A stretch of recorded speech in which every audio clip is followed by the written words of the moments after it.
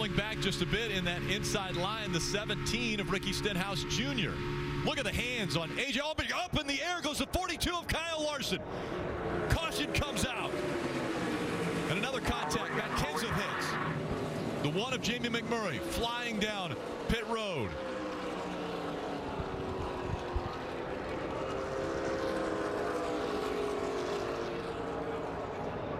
Kyle Larson up in the air, right in front of the grandstands. See him removing the steering wheel. A lot of damage to Kurt Busch's 41. We're done. Big disappointment. Daytona 500 winner, hoping to come back and defend. Take a look. This is what happened to the 42.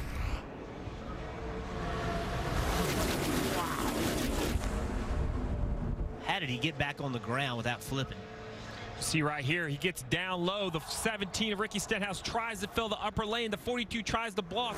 And as you said, the 42 was destined to go airborne. The roof flaps deployed, setting the 42 back on the ground. And as that happened, the 41 of Kurt Busch crossed the tri-oval, took a hard hit. This is another great action shot right here. Watch this 42. Hits the wall, then gets pushed into the air by the 17. You see the roof flap open. The car sets back on the ground. 21 of Blaney, he's in the brakes, just nothing you can do. Remember, Matt Kenseth, Casey Kane had got shuffled back. They got behind this wreck. Matt Kenseth did not get through it. Casey Kane did. The 41 of Kurt Busch also came back across the racetrack. He hit it very hard into the safer barrier. If you've ever been on a multi-ton airliner and taken off, those planes take off at 170 miles an hour. We're riding along at over 190 with the 42.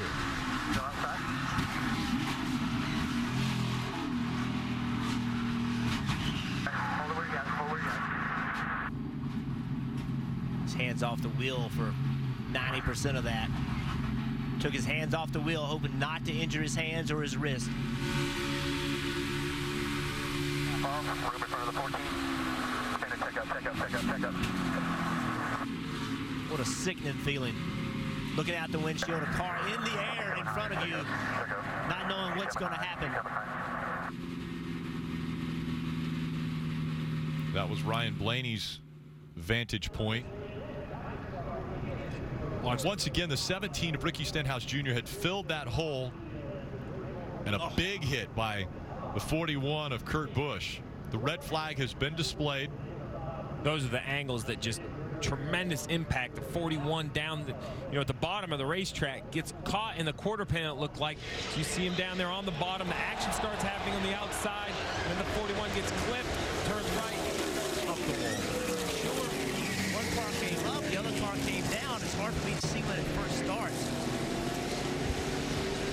We always want to point fingers. Right here, they got together, but I mean, it's simple to me that I think Ricky Stenhouse has committed to the top. I think Kyle Larson was a lane down.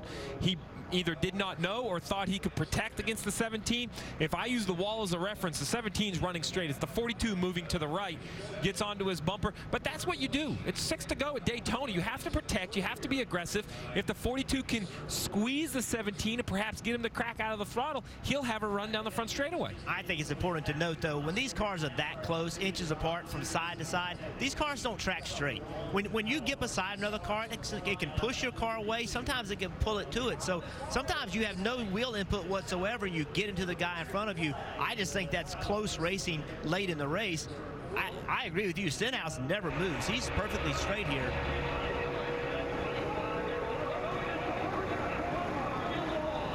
Nevertheless, big impacts. And once again, not a mid-pack accident. This is up towards the front. These are cars racing for the lead.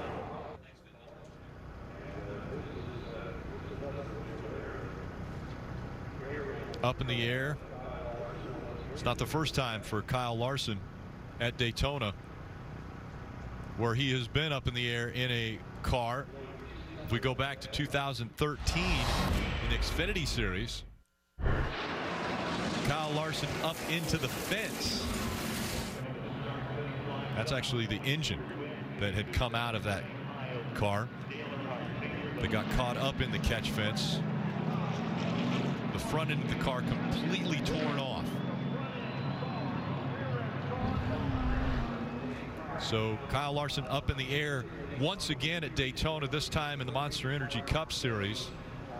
And the result of this, top three: Ty Dillon, David Reagan, A.J. Allmendinger.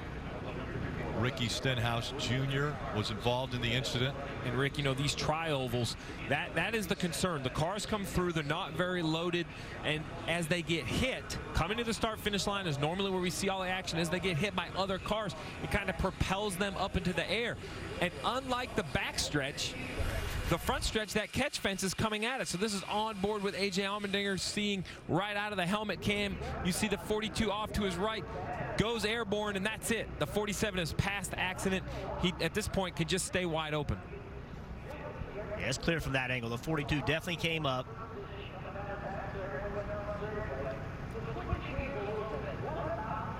And once again, what an amazing job by NASCAR to make sure these cars stay on the ground.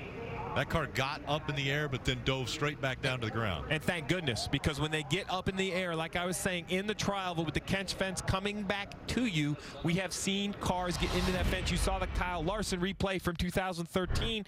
Here's Austin Dillon from 2015. Same exact idea. The car goes airborne, right into the catch fence. The difference is he climbed multiple cars, and you see the damage to the fence, the damage to the car. Now the fence, as violent as that is, and it's always awful to see, remember the goal of that catch fence is to keep the vehicle inside the race facility. And it did that in that occasion. Huge impact, huge damage, but it's great to see the 42 come back on the ground and stay below the safer barrier and not get into the catch fence. Kyle Larson, okay, and released from the care center after going airborne. Kyle, what did you feel behind the wheel of the 42? Yeah, I was leading that front line there, or whatever, you know, the 13, behind the 13, and I saw the 38 kind of ducked me inside, so I was going to leave him some room. I just squeezed Ricky and wrecked myself. So,